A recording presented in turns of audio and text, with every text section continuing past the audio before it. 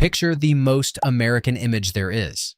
A house in the suburbs, and in front of it, a perfect carpet of green grass. No vegetables, no flowers, no fence, just grass. Mowed, watered, edged, and absolutely useless. Americans spend more money maintaining this grass than the country spends on some federal agencies. They pour $30 billion a year into a plant they cannot eat, sit on for only a few hours a summer, and are sometimes legally required to keep alive. The American lawn is the single largest irrigated crop in the country, and it feeds no one. So here's the question nobody asks while pushing a mower at 8 a.m. on a Saturday. Where did this come from? Why does every American house wear the same green uniform out front? The answer runs through European aristocrats, a golf grass salesman, one of the most powerful laws in America that almost nobody has heard of, and the reason your neighbor can sue you over weeds. By the end, you'll never look at your own front yard the same way. For most of human history, the land in front of your home had a job. It grew food. A colonial American front yard was a working space, a kitchen garden of beans, herbs, and squash, maybe a few chickens, the dirt swept hard and clean. Grass was something you fed to animals, not something you grew on purpose and then cut down before it could do anything. The decorative lawn wasn't American at all. It was born in Europe, specifically among English and French aristocrats in the 1600s and 1700s. A wide field of close-cropped green around your manor was the ultimate flex, for one brutal reason. It announced that you were so rich you could afford to waste land. Everyone else needed every square foot to grow food. Only the aristocracy could let acres sit there producing nothing but the appearance of green, maintained by armies of laborers with hand scythes. The lawn was never about beauty. From day one, it was about status, a way of saying I am wealthy enough to be wasteful. So how did a European aristocrat's power move end up in front of a regular house in Ohio? 3 things made it happen: an invention, a salesman, and a law. Let's take them in order.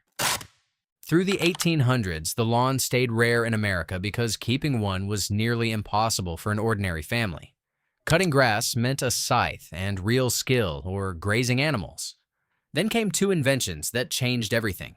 First, in 1830, an Englishman named Edwin Budding invented the lawnmower, adapting a machine that trimmed cloth in textile mills into a device that trimmed grass.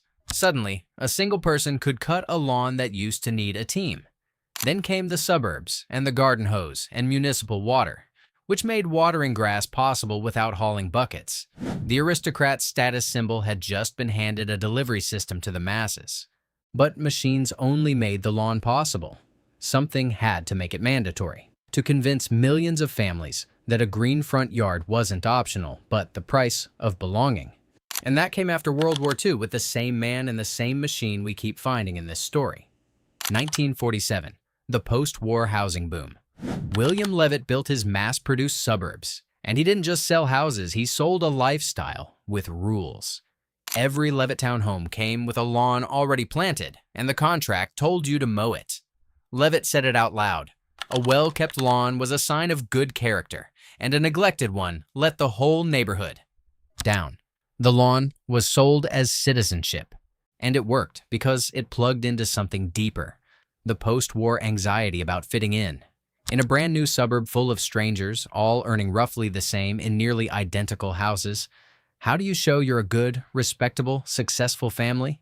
You can't see someone's bank account, but you can see their grass. The lawn became a billboard for your character, broadcast to the entire street.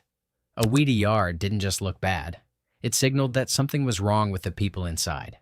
This is the engine under everything. The lawn survives, not because anyone loves mowing, but because a bad one is socially dangerous. Here's the part that sounds invented. The specific grass on most American lawns, the lush, uniform, emerald kind, isn't natural to most of the country.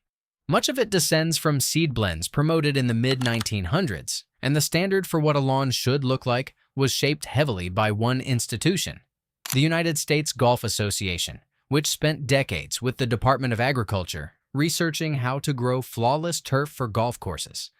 That golf green ideal, perfectly even, weed-free, impossibly green, escaped the country club and became the standard every homeowner was quietly measured against.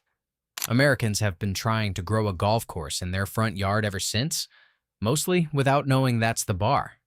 And the government didn't just research the grass, it mandated the look. Federal mortgage programs after the war, the ones that built the middle class, came with neighborhood appearance standards. A tidy lawn helped property values. A messy one was treated as a threat to them.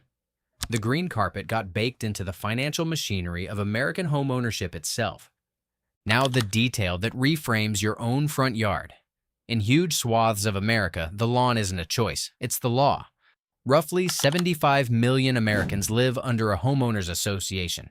An HOA, and a typical HOA contract dictates how high your grass can be, what you can plant, and what counts as neglect. Violate it and you get fined. Keep ignoring it, and in extreme cases, the HOA can place a lien on your house, meaning people have genuinely faced losing their homes over uncut grass. It goes further. Many cities and towns have weed ordinances that let the government cut your lawn for you and bill you for it. There are documented cases of Americans who tried to replace their thirsty grass with native plants or vegetable gardens and were taken to court by their own town. In the country that prides itself on freedom and private property, one of the most tightly regulated things you can own is the 4 inches of green between your door and the street. The aristocrat symbol of "I can do whatever I want with my land" became, for the average American, a thing you are legally forbidden to change. And almost nowhere else on Earth works this way. Travel through Europe and the front yard is small or non-existent. Homes sit close to the street, and any green space is the private garden behind the house, for the family, often growing food and flowers. The Japanese home devotes its precious space to a small, intentional inner garden, not a public display of turf. The very idea of a large, ornamental, food-free front lawn that you maintain for the benefit of strangers walking past is a distinctly American obsession, which exposes what the lawn always was. Not a garden, but a uniform. A European back garden is private. It's for you. The American front lawn is public. It's a message to the neighborhood that you belong. You're respectable. You follow the rules. That's why it faces outward. That's why it has no fence. That's why it grows nothing you can use. It was never meant to serve the family inside the house. It was meant to be seen. And the cost of that message is staggering. Lawns are the most irrigated crop in America, soaking up enormous quantities of water in cities that are running out of it, plus billions of gallons of gasoline and oceans of fertilizer and weed killer, all to maintain a plant whose entire purpose is to look like you have money to waste. Exactly what it meant to a French duke in 1650. To be fair, the lawn isn't pure madness. A patch of soft grass is genuinely nice for kids and dogs and bare feet in July. A green street does feel calm and orderly, and that order has real social value. Shared standards are part of what makes a neighborhood feel safe and cared for. Levitt wasn't wrong that visible neglect can drag a street down. The lawn solved a real problem. In a society of strangers, it created an at-a-glance signal that everyone here is trying, but the tide is turning. Droughts across the American West have forced cities to start paying people to rip out their grass. No mowed, native plant yards and food-growing front gardens are spreading, and slowly, the laws are loosening.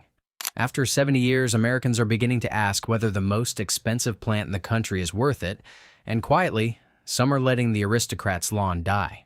So the next time you're out there on a Saturday morning, pushing a mower across grass you can't eat, watering a crop nobody harvests, cutting it down the moment it dares to grow, remember what you're actually maintaining. Not a garden. A 400-year-old message inherited from European nobility, sold to your grandparents as good citizenship, and enforced today by your HOA. I have enough to waste, and I follow the rules. The grass was never really for you. Maybe the question isn't how to keep it greener. Maybe it's, who exactly are you growing it for? So tell me in the comments. Do you live under an HOA? And have you ever been fined over your yard? Those stories are unreal. Americans, be honest. Do you actually like mowing? Or do you just fear the neighbors? And everyone watching from outside the US, do you have a front lawn at all? Or does this whole thing sound insane? I read every comment. Subscribe. This channel decodes why America was built the way it was. And there's a video right here about what really killed the American porch. Same street, same story.